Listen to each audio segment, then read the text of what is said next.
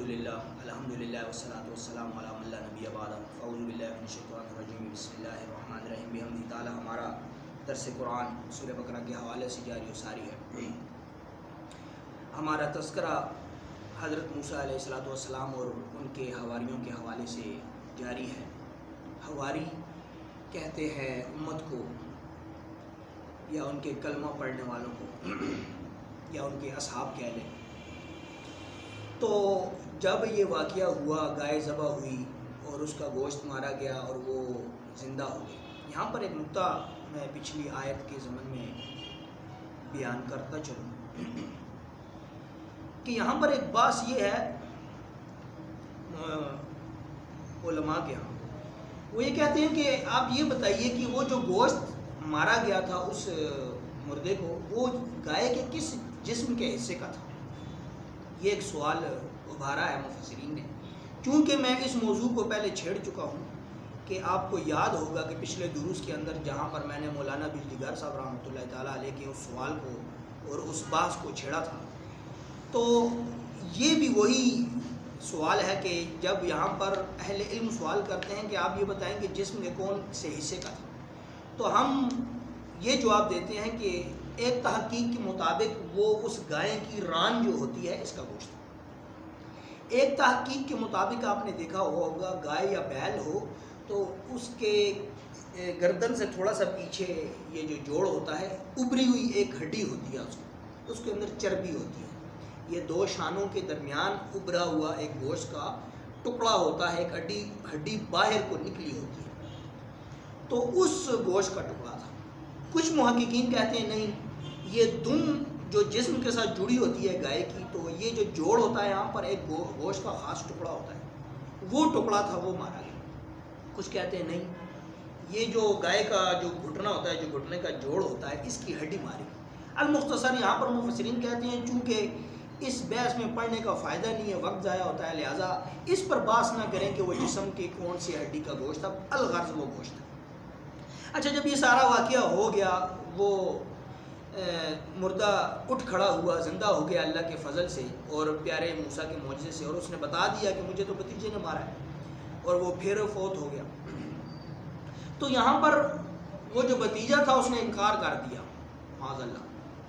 اللہ کی نشانی بھی ظاہر ہوگی، پیارے موسیٰ کا معجزہ بھی ظاہر ہو گیا، اس کے باوجود وہ اکثر جس نے نہیں ماننا ہوتا نا، وہ کہہ دیتا کہ ہم ماننے کے نہیں، ہزاروں دلائل دے دیے جائیں، جس نے نہیں ماننا اس نے نہیں ماننا، اور جس نے ماننا ہے اس نے بغیر دلیل کے بھی ماننا ہے۔ یہ بھی ایک انسانی فطرت کے اندر یہ چیز پائی جاتی ہے۔ تو اس نے اللہ کے اس معجزے کو دیکھ کر، پیارے موسیٰ کے معجزے کو دیکھ کر بھی جب انکار کر دیا نا، تو پھر رب نے قرآن نازل کر دیا۔ اللہ نے ارشاد فرمایا کہ تم میرے موسیٰ کی اتنی بے قدری کر رہے ہو، اتنا بے قدرہ سمجھ لیا ہے میرے موسیٰ کو۔ اللہ کو جلال آیا کہ تم جیسے لوگوں کو میں نے پیارے موسیٰ جیسا رہنما دیا اور تم اس کی بھی نہیں مان رہے ہو۔ وہ معجزے بھی دکھا رہا ہے، وہ دعائیں بھی کر رہا ہے، اس نے تمہارے لیے جنت سے کھانے منگوا لیے، جنت کا پانی، اور پھر بھی تم راضی نہیں ہو۔ اور یہاں تک کہ انہوں نے یہ کہہ دیا کہ ہم پھر بھی ماننے کے نہیں۔ تو پھر رب نے قرآن نازل کیا۔ قرآن کیا کہتا ہے؟ سما کہتے ہیں پھر۔ یہ چھوٹے چھوٹے لفظ آپ یاد کیا کریں میرے سامنے، یہ پورے قرآن میں جہاں پہ سما آئے گا تو پھر آپ کو یاد رہے گا کہ سما کا معنی کیا ہے۔ سما کا سخت، پھر ہو گئے سخت، قلوبکم، قلب تمہارے۔ جب انہوں نے یہ بے ادبی کی، پیارے موسیٰ کے معجزے کا بھی انکار کر دیا، اور پیارے موسیٰ کے اتنے کرم نوازیوں کے باوجود، اتنی محبتوں کے باوجود انہوں نے جب پیارے موسیٰ کی تذلیل کی، تو اللہ نے کہا ثم قست قلوبکم، پھر سخت ہو گئے تمہارے دل۔ من بعد ذالک، اس کے بعد کہ سب کچھ دیکھنے کے بعد اندھے ہو گئے، کہ پیارے موسیٰ کا معجزہ دیکھ کر بھی پیارے موسیٰ پر وہ ایمان نہیں لا رہے۔ پیارے موسیٰ کا اتنا درجہ دیکھنے کے باوجود بھی ان کے دل سیاہ ہو گئے، ان کے دل میں خرابی پیدا ہو گئی، ان کا ایمان اتنا بگڑ گیا کہ وہ موسیٰ پاک جیسے نبی کو ماننے سے انکار کر دیا۔ اللہ فرماتا ہے ثم قست قلوبکم، تمہارے دل تو سخت ہو گئے، من بعد ذالک، اس کے بعد بھی سخت ہو گئے کہ موسیٰ پاک معجزے بھی دکھا رہے ہیں پھر بھی نہیں مان رہے۔ پھر رب نے فرمایا فاہیا، جیسا کہ کل حجارہ، جیسے پتھر سخت ہو جاتا نا، تم لوگوں کے دل سخت ہو گئے. فاہیا کل حجارہ، اور تمہارے جو دل ہیں وہ پتھر کی طرح سخت ہو گئے ہیں، بلکہ او اشد قسوہ، بلکہ پتھر سے بھی زیادہ سخت ہو گئے ہیں. تمہارے دل میں ایسی بیماری، شک کی بیماری، کہ تمہارے دل میں شکوک و شبہات اس مقام پر چلے گئے کہ پیارے موسیٰ تمہیں معجزے بھی دکھا رہا ہے، دعائیں قبول ہوتی ہوئی تم خود دیکھ رہے ہو، پیارے موسیٰ ہاتھ اٹھائیں تو جنت سے من و سلوہ اتر آتا ہے، تم پھر بھی نہیں مان رہے. تمہارے دل اتنے سخت ہو گئے ہیں، تمہارے دل میں اتنی بے ایمانی ہو گئی ہے، تمہارے دل میں اتنا تجسس بڑھ گیا ہے، تمہارے دل میں اتنا وسوسہ پڑ گیا ہے کہ او اشد قسوہ، کہ پتھر سے بھی زیادہ سخت. اللہ اکبر. پھر رب نے ارشاد فرمائی، اللہ اکبر، کیسی کیفیت ہے، اس کو سمجھا جائے. اللہ فرما رہا ہے کہ تمہارے دل سخت ہو گئے ہیں، پتھر جیسے سخت ہو گئے ہیں، بلکہ اتنا سخت تو پتھر بھی نہیں ہوتا کہ جتنا سخت تمہارا دل ہو. یعنی پیارے موسیٰ تم سے اتنی محبت کر رہے ہیں، پھر بھی تمہارا دل ان کی محبت سے پگھل نہیں رہا. وہ تمہیں معجزے دکھا رہے ہیں، تمہارا دل پھر بھی ان کی محبت میں نہیں پگھل رہا. وہ تمہارے لیے دعائیں کر رہے ہیں، تمہارا دل پھر بھی مائل نہیں ہو رہا. اتنا پیار، محبت، خلوص دینے کے بعد بھی تم پیارے موسیٰ کو بھی جھٹلا رہے ہو، پیارے موسیٰ کے معجزوں کو بھی جھٹلا رہے ہو، اور پیارے موسیٰ کی ان وفاؤں کو بھی جھٹلا رہے ہو، اور پیارے موسیٰ کے وہ درد مندانہ جملے کو بھی جھٹلا رہے ہو، اور ان کے وہ خلوص اور محبت کو تم کیا سمجھ رہے ہو؟ کچھ بھی نہیں. پھر آگے رب نے ارشاد فرمایا کہ اتنے سخت ہو گئے کہ پتھر، اور پتھر سے بھی سخت اتنے ہو گئے، او اشد قسوہ، کہ پتھر سے بھی زیادہ سخت ہو گئے. پھر آگے رب نے ارشاد فرمایا وَإِنَّ مِنَ الْحِجَارَةِ، اور کبھی اب اللہ مثال سے سمجھا رہا ہے نا، وَإِنَّ مِنَ الْحِجَارَةِ، تو کبھی کبھی تو پتھر ایسا بھی ہو جاتا ہے، لَمَا يَتَفَجَّرُ، کہ ظاہر ہو جاتا ہے. کیا ہو جاتا ہے؟ ظاہر ہو جاتا ہے. اب یہاں پر دیکھیے یتفجر، یہ جو ہم کہتے ہیں فجر، کیا کہتے ہیں؟ فجر. آج قرآن کی برکت سے ہمیں ساری زندگی فجر فجر کہتے رہے، لیکن اس کا معنی نہیں تھا پتہ، آج قرآن کی برکت سے پتہ چلا. فجر کا معنی ہوتا ہے ظاہر ہو جانا، کہ جب فجر کو فجر کیوں کہتے ہیں؟ کہ سورج، چھپا ہوا سورج جب ظاہر ہو جاتا ہے تو کہتے ہیں فجر ہو گئی. تو آثار فجر، سورج کے آثار کا ظاہر ہو جانا، اس کو فجر کہتے ہیں. تو آج ہمیں پتہ چلا کہ فجر کا معنی کیا ہے؟ ظاہر ہو جانا. تو اللہ فرماتا ہے کہ وَإِنَّ مِنَ الْحِجَارَةِ، اکثر تو پتھر ایسے، حجر کہتے ہیں پتھر، آگے پوری صورت آنے والی ہے سورہ حجر. تو آج یہ پتہ چلا کہ جس طرح ہم کہتے ہیں شجر و حجر، شجر کہتے ہیں درختوں کو اور حجر کہتے ہیں پتھروں کو. تو یہ بھی ذہن نشین کر لیں، قرآن کی ورد پتھر کو حجر کہتے ہیں اور فجر کہتے ہیں ظاہر ہو جانے کو. اللہ فرماتا ہے کہ وَإِنَّ مِنَ الْحِجَارَةِ، تو کچھ پتھر تو ایسے بھی ہوتے ہیں لَمَا يَتَفَجَّرُ، جو ظاہر کر دیتے ہیں، مِنْهُ الْأَنْهَارُ، نہر کو ظاہر کر دیتے ہیں. اکثر آپ نے دیکھا ہوگا، ہم نے یہ کشمیر کے علاقہ میں دیکھا ہے، اور سرحد کے علاقہ جات میں جو پہاڑی علاقے ہیں، ہم نے دیکھا ہے کہ پتھر سے پانی جاری ہو جاتا ہے، بہنا شروع ہو جاتا ہے. تو وہ شفا والا پانی ہوتا ہے، کیونکہ اس کا ذکر قرآن میں ہے کہ جو پتھر سے پانی نکلتا ہے. یہ ہری پور میں ایک جگہ میں پانی نکلتا ہے، پتھر سے بہہ رہا ہے. وہاں کے لوگ کہتے ہیں کہ یہ برکت والا پانی ہے، یہ پیو تو بیماری ختم ہو جاتی ہے. تو وہاں پر جا کر ہمیں یہ الفاظ یاد آتے ہیں قرآن کے، کہ وہ کیوں ہو، اس میں کیوں نہ شفا ہو، کہ جس پتھر سے پانی نکلنے والے پتھر کا قرآن میں ذکر ہو تو اس میں شفا نہیں ہوگی، اس میں شفا ہوگی. تو اللہ فرما رہا ہے کہ کچھ پتھر تو ایسے ہوتے ہیں لَمَا يَتَفَجَّرُ، جو ظاہر کر دیتے ہیں، مِنْهُ الْأَنْهَارُ، نہر کو ظاہر کر دیتے ہیں، یعنی چشمے کو ظاہر کر دیتے ہیں. اور وَإِنَّ مِنْهَا، اور کچھ تو ایسے ہوتے ہیں لَمَا يَشَقَّقُ، جو شک ہو جاتے ہیں، یعنی ٹوٹ جاتے ہیں، پھٹ جاتے ہیں یا چر جاتے ہیں. ان میں جو ہے جب وہ ٹوٹ جاتے ہیں يَشَقَّقُ، تو پھر کیا ہوتا ہے؟ اللہ کہتا ہے کہ کچھ پتھر تو پانی کو جاری کر دیتے ہیں، نہر کو جاری کر دیتے ہیں، اور کچھ پتھر ایسے ہوتے ہیں جو شک ہو جاتے ہیں، جو ٹوٹ جاتے ہیں. يَخْرُجُ مِنْهُ الْمَاءُ فَيَخْرُجُ مِنْهُ الْمَاءُ، تو وہ ظاہر کر دیتے ہیں پانی کو، ماں کہتے ہیں، ماں یہ پانی کو کہتے ہیں ماں، فیخرج منہ الماء، اور وہ پتھر جو ہوتے ہیں جو چر جاتے ہیں، جو پھٹ جاتے ہیں، جو شک ہو جاتے ہیں، ان میں سے پانی جاری ہو جاتا ہے۔ وہ اتنا سخت پتھر ہونے کے باوجود بھی ان میں سے پانی جاری ہو جاتا ہے۔ لیکن تمہارے دل اتنے سخت ہو گئے ہیں کہ تمہارے دل سے موسیٰ پاک کی محبت ظاہر نہیں ہو رہی، موسیٰ پاک کا ادب ظاہر نہیں ہو رہا، موسیٰ پاک کی وفا ظاہر نہیں ہو رہی۔ تمہارے دل اتنے بھی مردہ ہو گئے کہ ایک پتھر سے پانی نکل سکتا ہے لیکن تمہارے دلوں سے پیارے موسیٰ کی وفا نہیں نکل سکتی، اتنے سخت ہو گئے تمہارے۔ آگے فرمایا وَإِنَّ مِنْهَا لَمَا يَهْبُطُ، اور کچھ ایسے ہیں پتھر لما یہبطو کہ جو اللہ کے محبت میں گر جاتے ہیں، یہبطو گر جاتے ہیں، من خشیت اللہ، اللہ اکبر۔ اللہ فرما رہا ہے وَإِنَّ مِنْهَا لَمَا يَهْبُطُ، کچھ تو پتھر ایسے ہوتے ہیں جو گر جاتے ہیں، کیوں گرتے ہیں؟ من خشیت اللہ، اللہ کے خوف سے پتھر، پڑا ہوا پتھر گر جاتا ہے۔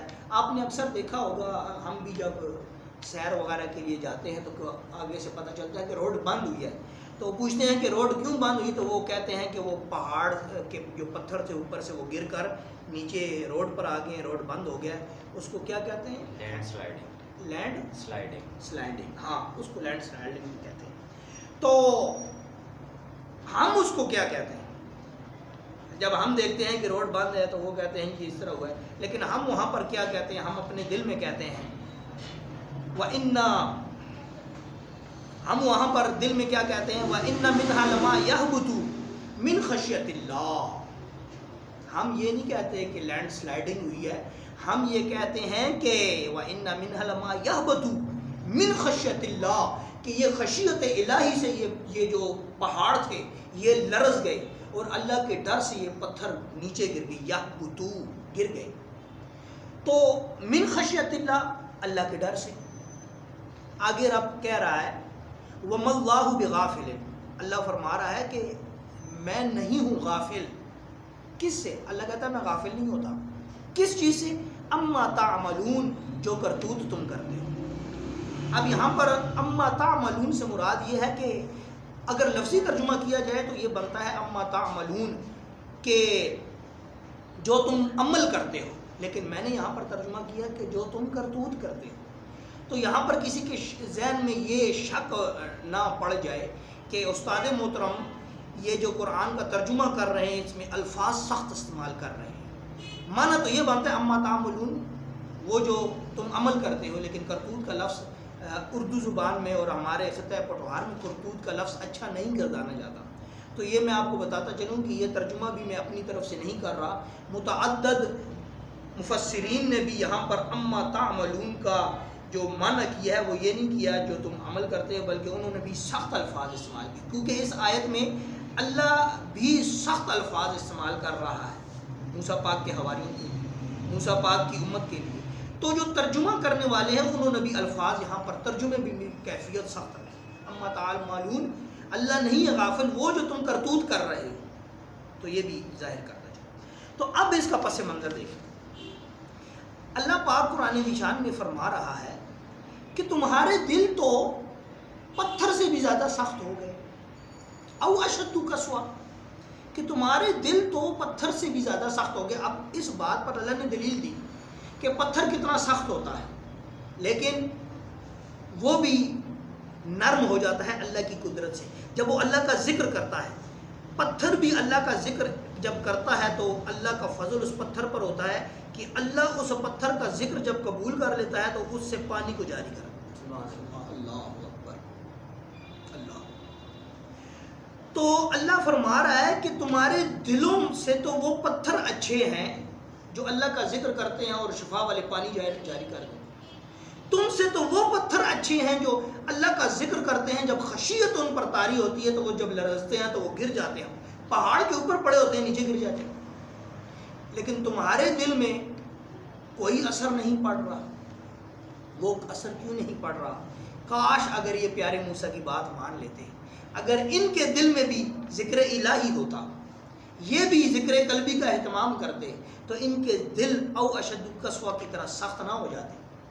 سمجھ میں کیا آیا؟ قرآن کی تفسیر سے یہ ثابت ہے کہ جو قلب اللہ کے ذکر سے غافل ہو جائے، جو قلب اللہ کے ذکر سے غافل ہو جاتے او اشد قسوہ، وہ اتنے سخت ہو جاتے ہیں کہ پتھر سے بھی سخت ہو جاتے ہیں. پھر نہ اس قلب میں ایمان داخل ہوتا ہے، نہ اس کے دل میں اللہ کا ذکر داخل ہوتا ہے، نہ اس دل میں حضور کی محبت داخل ہوتی ہے، نہ اس کے دل میں حضور کا ادب داخل ہوتا ہے، نہ اس کے دل میں شیخ کا ادب داخل ہوتا ہے، نہ اس کے دل میں جس استاد سے وہ تعلیم حاصل کر رہا ہو اس کا ادب بھی شامل نہیں ہوتا. کیوں؟ او اشد قسوہ، اس کا دل تو پتھر سے بھی زیادہ سخت ہو گیا. اب بنیاد کیا ٹھہری؟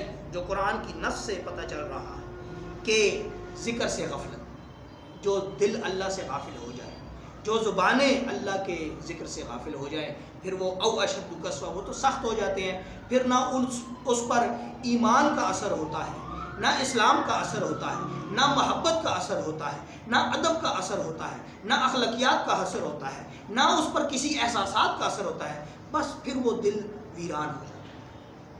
یہاں پر ایک اور نقطہ بیان کرتا چلوں. اللہ اکبر.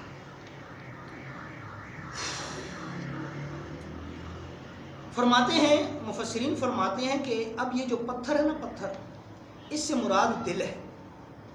اس سے مراد جو اللہ نے یہ جو مثال دی، اس سے مراد دل ہے. اور یہ جو لفظ استعمال ہوا ہے یہبطو، کہ وہ گر جاتے ہیں، اور یشققو، کہ وہ ٹکڑے ہو جاتے ہیں. تو اس سے مراد وہ کہتے ہیں یہ پتھر نہیں ہے، یہ اشارہ اللہ نے بالفاظ دیگر یہ دیا کہ جن کے دل ٹوٹ جاتے ہیں. اور جو نہر جاری ہوتی ہے اس میں سے، منہ الانہار، جو نہر جاری ہوتی ہے، وہ نہر سے مراد نہر پانی والی نہیں، بلکہ وہ نہر ہے جو آنکھوں سے آنسو کے ذریعے جاری ہوتی ہے. اللہ!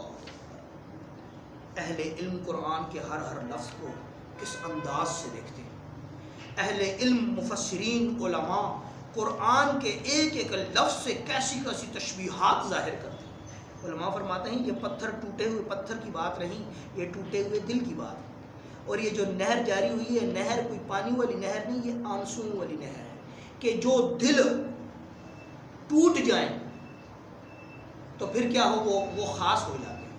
پھر ان دلوں کو اللہ کے ذکر کی ضرورت ہوتی ہے، اور اس ذکر کو سمجھانے کے لیے کوئی شیخی کامل ہونا چاہیے. پھر جب وہ ذکر اس قلب میں راسخ ہو جاتا ہے تو وہ نرم ہو جاتا ہے. جب وہ نرم ہوتا ہے تو اس کی پہلی دلیل یہ ہوتی ہے کہ آنکھ سے آنسو جاری ہو جاتے ہیں، کیفیات اس پر طاری ہوتی ہیں، اور وہ جب کیفیات طاری ہوتی ہیں تو دل پاک ہوتا ہے. اب یہ کچھ مفسرین اس کا یہ ترجمہ کرتے ہیں، لیکن جب یہ مفسرین نے یہ ترجمہ کیا تو اس جو یہ ٹوٹے ہوئے دل کی اور آنسو کی جو مثال جن حضرات نے دی نا، ان کے مقابلے میں کون کون آئے؟ امام قرطبی اپنی تفسیر لائے. قرطبی، تفسیر قرطبی بہت بڑی تفسیر ہے. اور امام راضی آئے، تفسیر کبیر لے کر آئے، بہت بڑی تفسیر. اب انہوں نے اس بات کا انکار کیا کہ آپ یہ جو تشبیہ دے رہے ہیں نا، ٹوٹے ہوئے پتھر کو ٹوٹے ہوئے دل سے تشبیہ دے رہے ہیں، نہر کو آپ آنسوں سے تشبیہ دے رہے ہیں. تو وہ کہتے ہیں نہیں، اس سے تشبیہ نہ دی جائے، جو ترجمہ ہے اور جو نص ہے اس پر غور و فکر کیا جائے. اب یہاں پر ایک نقطہ اور، یہ کہتے ہیں کہ اگر آپ کہتے ہیں کہ دل کو آپ نے پتھر سے تشبیہ دی اور پانی کو آپ نے آنسو سے تشبیہ دی، پانی اور پتھر یہ تو بے جان ہے، لیکن دل جو ہے یہ تو جاندار ہے. تو احساسات محسوس کرنے کے لیے جاندار ہونا لازمی ہے. آپ نے تشبیہ پتھر سے کی. اللہ فرماتے ہیں کہ کہتے ہیں کہ آپ یہ کہتے ہیں کہ پتھر جو ہے یہ بے جان ہے اور یہ محسوسات نہیں رہتا، احساسات نہیں رکھتا. تو اس کے مقابلے میں انہوں نے، جو اہل علم لوگ ہیں، انہوں نے حدیثیں بیان کر دی. اللہ، پہلی حدیث بیان کی. فرماتے ہیں کہ اگر آپ یہ انکار کرتے ہیں کہ پتھر میں احساس نہیں ہوتا، وہ تو بے جان ہے، تو اس پر خشیت کیسے طاری ہوتی ہے؟ تو اس کے مقابلے میں امام قرطبی اور امام راضی اور تفسیر ابن کثیر کے اندر، شیخ ابن کثیر کے نے اور متعدد محدثین نے، یہ علم کی بات اور یہ علم کی دنیا ہے. وہ کہتے ہیں کہ آپ یہ دیکھیں کہ حضور نے ایک حدیث میں یہ کہا کہ یہ جو احد کا پہاڑ ہے یہ مجھ سے پیار کرتا ہے، یہ حدیث لاتے ہیں۔ تو اب پیار کرنے کے لیے احساس کی ضرورت ہوتی ہے، تو حضور نے کیوں کہا کہ یہ پہاڑ مجھ سے پیار کرتا ہے اور میں اس سے پیار کرتا ہوں؟ یہ حدیث ہے، صحیح حدیث ہے۔ تو کہتے ہیں کہ نہیں، یہ بات نہیں ہے، حضور نے بھی یہ اشارہ دے دیا ہے کہ کل کائنات کی ہر ذرہ ذرہ احساس رکھتا ہے، اور کل کائنات کی ہر چیز اللہ سے بھی محبت کر سکتی ہے، اللہ کا ذکر بھی کر سکتی ہے، حضور سے محبت بھی کر سکتی ہے۔ ایسے احد پہاڑ نے حضور سے محبت کی اور حضور نے قبول کیا، اور حضور بھی کہتے ہیں کہ میں بھی اس سے پیار کرتا ہوں۔ ایک اور حدیث یہاں پر ضمناً مجھے یاد آ گئی، الخصائص الکبریٰ کے اندر امام جلال الدین سیوطی رحمۃ اللہ علیہ نے ایک حدیث نقل کی، متعدد بار بحمدہ تعالیٰ اس حدیث کو میں بیان بھی کر چکا ہوں۔ حضرت علی فرماتے ہیں کہ رسول اللہ صلی اللہ علیہ وسلم کے ساتھ میں سفر میں تھا، مکہ کے مضافات میں تھا، تو حضور آگے کے جا رہے ہیں، میں حضور کے پیچھے پیچھے جا رہا ہوں، تو میں نے کیا سنا کہ چاروں طرف سے آوازیں آنا شروع ہو گئی۔ اب ہے کوئی بھی نہیں، جنگل ہے، لیکن چاروں طرف سے آوازیں آنا شروع ہو گئی، الصلاۃ والسلام علیک یا رسول اللہ، الصلاۃ والسلام علیک یا رسول اللہ۔ مولا علی پاک فرماتے ہیں، راوی بھی حضرت علی خود ہی ہیں، فرماتے ہیں کہ میں حیران ہو گیا کہ یہ آوازیں کہاں سے آ رہی۔ تو حضرت علی فرماتے ہیں کہ میں نے رسول اللہ سے پوچھا، یا رسول اللہ صلی اللہ علیہ وسلم، یہ سلام کی آوازیں آ رہی ہیں، یہ آ کہاں سے رہی ہیں؟ تو رسول اللہ صلی اللہ علیہ وسلم نے ارشاد فرمایا کہ کل کائنات کی ہر چیز اللہ کو بھی جانتی ہے کہ اللہ وحدہ لا شریک ہے، اور کل کائنات کی ہر چیز یہ بھی جانتی ہے کہ میں اللہ کا آخری نبی اور اللہ کا محبوب ہوں۔ کل کائنات کی ہر چیز مجھے سلام پیش کر رہی ہے، اس جنگل کے یہ جتنے پتھر پڑے ہیں یہ سب مل کر مجھے سلام کہہ رہے ہیں۔ اور ایک حدیث کے اندر الخصائص الکبریٰ کے اندر حضرت عائشہ رضی اللہ تعالیٰ عنہ راوی فرماتی ہیں کہ جب رسول اللہ جنگل سے گزرتے تھے تو درخت اپنا سر جھکا کر آپ کو الصلاۃ والسلام علیک یا رسول اللہ کہتے تھے، یہ حدیث۔ اور پھر ایک اور مقام پر رسول اللہ صلی اللہ علیہ وسلم کی ایک اور حدیث ہے، یہ بھی الخصائص الکبریٰ میں موجود ہے، بلکہ اس پر پورا باب امام جلال الدین سیوطی نے لکھا۔ امام جلال الدین سیوطی فرماتے ہیں کہ ایک پتھر ہے، میں اس پتھر کو جانتا ہوں، وہ پتھر مجھ سے پیار کرتا ہے، اللہ۔ تو جب ایک ادنا سا غلام ایک پنڈی شہر میں ایک چھوٹی سی گلی میں رہنے والا ایک ادنا سا غلام جب حضور کو سچے دل سے پکارے گا تو کیا حضور کو خبر نہیں ہوگی کہ میرا غلام مجھے پکار رہا ہے؟ کہ حضور کو تو یہ بھی پتا ہے کہ ایک مکہ کے مضافات میں ایک پتھر ہے، وہ مجھ سے پیار کرتا ہے اور میں اس کو جانتا ہوں۔ رسول اللہ صلی اللہ علیہ وسلم فرماتے ہیں کہ جب میری پیدائش بھی نہیں ہوئی تھی، ابھی میری روح عالم ارواح میں تھی، اس وقت سے میں اس پتھر کو جانتا ہوں جو مجھ سے پیار کرتا ہے، اللہ۔ تو یہ بات، یہ تو حضور کی بات ہے، مجھے یاد آ گیا۔ شیخ بایزید بستامی رحمۃ اللہ علیہ کے ایک شاگرد ہیں خواجہ ابوالحسن خرقانی رحمۃ اللہ تعالیٰ علیہ، ان کے بارے میں یہ آتا تھا کہ پوری کائنات کی ہر جنوں انس پرندے جانور، کائنات کی ہر چیز ان کو سلام کرتی تھی، حالانکہ وہ تو حضور کے غلاموں کے غلاموں کے غلاموں کے بھی غلام ہیں، شیخ بایزید بستامی کے مرید اور شاگرد ہیں۔ جب خواجہ ابوالحسن خرقان سے آئے ایران، جب ان کو پتہ چلا کہ ایران کے اندر خواجہ بایزید بستامی رحمۃ اللہ علیہ درس حدیث دیتے ہیں، تو یہ شیخ ابوالحسن خرقانی خرقان سے چل کر آئے اور ایران میں شیخ بایزید کے مرید ہوئے، اور آپ نے جب وہاں سے اکتساب فیض کیا تو آپ کا ادب دیکھ کر آپ کی محبت، خواجہ ابوالحسن عاشق تھے بایزید کے، تو ایک دن ان کی محبت شیخ بایزید بستامی نے ایسی قبول کی کہ سینے سے لگا کر تمام اپنے سینے کے انوار و تجلیات منتقل کر دیے۔ تو یہاں پر یہ بھی بتاتا چلوں کہ جب خواجہ ابوالحسن خرقانی جب جانے لگے تو ایک محفل لگی تھی، اس محفل میں ایک شخص نے کہا کہ بستام شہر میں سب سے برا شخص کون ہے، سب سے برا شخص کون ہے؟ تو سب نے مل کر کہا بستام میں سب سے برا شخص بایزید بستامی ہے۔ اب خواجہ ابوالحسن سن رہے ہیں، تو آپ نے جب مڑ کر اپنے مرشد کی طرف دیکھا اور حیران ہو کر سوال کرتے ہیں حضور یہ کیا ماجرا ہے؟